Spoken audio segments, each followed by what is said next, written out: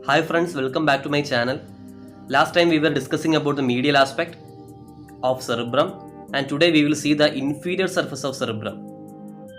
When we were discussing about the superolateral surface, we have seen one lateral sulcus and its three rami, that is anterior ascending, anterior horizontal and posterior rami. When we discuss about the inferior surface, we will see the stem of that lateral sulcus. The stem of lateral sulcus divides the inferior surface into two surfaces, that is orbital surface and tentorial surface. The orbital surface contains 2 sulci and 5 gyri, and the tentorial surface contains 3 sulci and 5 gyri. So altogether in the inferior surface there are 5 sulci and 10 gyri. And here in this table you can see the sulci and gyri in the inferior aspect of the cerebrum.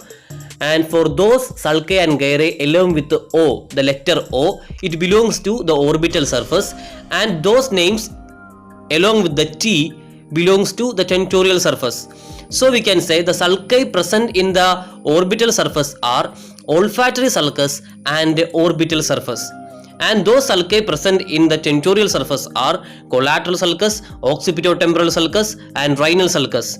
Now let's talk about the gyri in the orbital surface. There are 5 gyri. First one is gyrus rectus. Then we have 4 orbital gyri. They are anterior orbital gyrus, posterior orbital gyrus, medial orbital gyrus and lateral orbital gyrus. Similarly, we can talk about the gyri present in the tentorial surface. There are 5 gyri and they are parahippocampal gyrus, lingual gyrus, medial occipitotemporal gyrus, lateral occipitotemporal gyrus and finally uncus. So these are the sulci and gyri present in the inferior aspect of the cerebral hemisphere. So in this inferior view of cerebrum, as you can see, orange colored area is the orbital surface and the rest of the area is the tentorial surface, and you can see an olfactory sulcus lodging the olfactory bulb and olfactory tract, and medial to that you can see a gyrus called as gyrus rectus, and the rest of the orbital surface is divided by an H-shaped orbital sulcus which divides the orbital surface into anterior, posterior, medial and lateral orbital gyri. Now let's move to tentorial surface. 2 major sulcus running anteroposteriorly in the tentorial surface are collateral sulcus and the occipitotemporal sulcus, as you can see here in this diagram. And the collateral sulcus, posteriorly it is parallel to the calcarine sulcus, and the area between these 2 sulcus is called as lingual gyrus.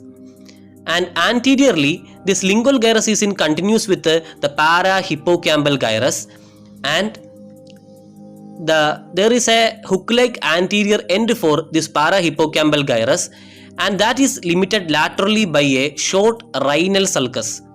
And the anterior end of the parahippocampal gyrus is what we call as uncus. The area between occipitotemporal sulcus laterally and rhinal sulcus and collateral sulcus medially is called medial occipitotemporal gyrus, and the area lateral to the occipitotemporal sulcus is what we call as lateral occipitotemporal gyrus. With that, we have seen all the sulci and gyri in the inferior aspect of the cerebral hemisphere. Now let's wind up this session. Now that we have completed our discussion on the 3 surfaces of cerebral hemisphere, with 2 more videos, we can conclude our discussion on the whole cerebrum. So I'll be uploading videos on that topics too, and they are: first one, the white matter of cerebrum; second one, the functional areas of cerebral cortex. So stay tuned, keep supporting me. Please like, share and subscribe.